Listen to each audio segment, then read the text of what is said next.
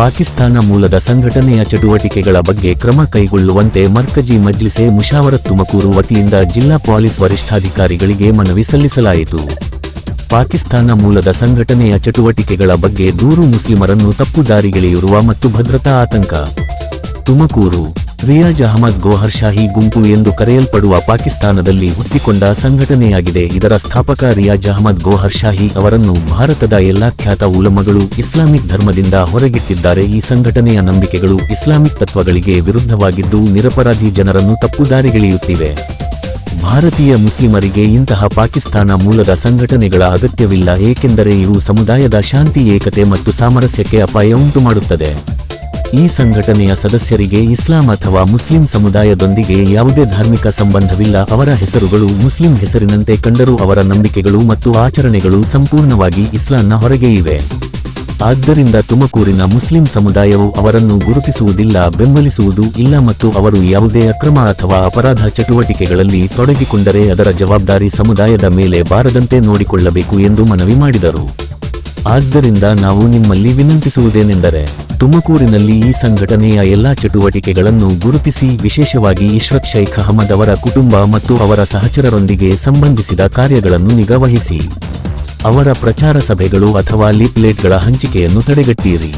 ದೇಶೀಯ ಮತ್ತು ಅಂತಾರಾಷ್ಟ್ರೀಯ ಸಂಪರ್ಕಗಳನ್ನು, ವಿಶೇಷವಾಗಿ ಎಂಎಫ್ಐನಂತಹ ಸಂಘಟನೆಗಳೊಂದಿಗೆ ತನಿಖೆ ಮಾಡಿ ಸೂಕ್ತ ಕಾನೂನು ಕ್ರಮ ಕೈಗೊಳ್ಳಿರಿ.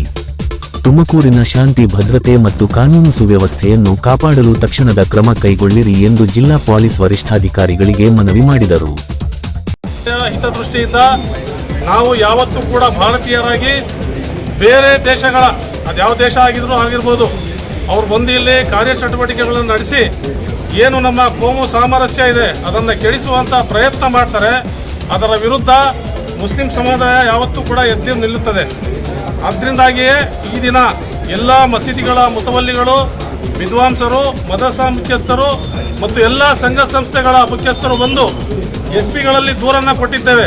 ನಮಗೆ ಬೇರೆ ದೇಶಗಳ ಯಾವ ಸಂಘ ಸಂಸ್ಥೆಗಳ ಚಟುವಟಿಕೆಗಳು ನಮ್ಮ ಸಮಾಜದಲ್ಲಿ ಬೇಡ.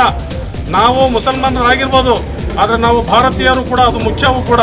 ಭಾರತದ ರಕ್ಷಣೆ, ಭದ್ರತೆ, ಅದರ ಏಕತೆ, ಸಾಮರಸ್ಯತೆ ಮತ್ತು ನಾವೆಲ್ಲ ಕೋಮಿನ ಜನರೊಂದಿಗೆ ಏನು ಸಹೋದರತ್ವದಿಂದ ಬಾಳ್ತಾ ಇದ್ದೇವೆ ಅದು ನಮಗೆ ಮುಖ್ಯ. ಆದ್ದರಿಂದ ಯಾವುದೇ ಬೇರೆ ದೇಶದ ಚಟುವಟಿಕೆಗಳಿಗೆ ಇಲ್ಲಿ ನಡೀಬಾರ್ದು ಅಂತೇಳಿ ಈ ದಿನ ನಾವು SP ಅವರಿಗೆ ದೂರನ್ನು ಕೊಟ್ಟಿದ್ದೇವೆ. ಅಡಿಷನಲ್ SP ಅವರು ನಮಗೆ ಭರವಸೆಯನ್ನು ಕೊಟ್ಟಿದ್ದಾರೆ. ಏನು ನಮ್ಮ ನಗರದಲ್ಲಿ ಶಾಂತಿಯುತವಾಗಿ ನಾವೆಲ್ಲರೂ ಕೂಡ ಬಾಳ್ತಾ ಇದ್ದೇವೆ, ನಮ್ಮ ಮೇಲೆ ಯಾವುದೇ ರೀತಿಯ ಕಪ್ಪುಚ್ಚುಗೆ ಬರುವಂತಾಗೋದು ನಾವು ನಮ್ಮ ಜೀವನಕ್ಕೆ ಒಂಥರ ತೊಂದರೆ ಆಗ್ತದೆ. ನಾವು ಭಾರತೀಯರು, ಆದ್ದರಿಂದ ದೂರನ್ನು ಕೊಟ್ಟಿದ್ದೇವೆ. ಅಡಿಷನಲ್ SP ಅವರು ಭರವಸೆಯನ್ನು ಕೊಟ್ಟಿದ್ದಾರೆ. ಅವರು ಸೂಕ್ತ ತನಿಖೆಯನ್ನು ಮಾಡಿ ನಿಮ್ಮ ಮುಂದೆ ತರ್ತಾರೆ. ಜೈ ಹಿಂದ್, ಜೈ ಕರ್ನಾಟಕ.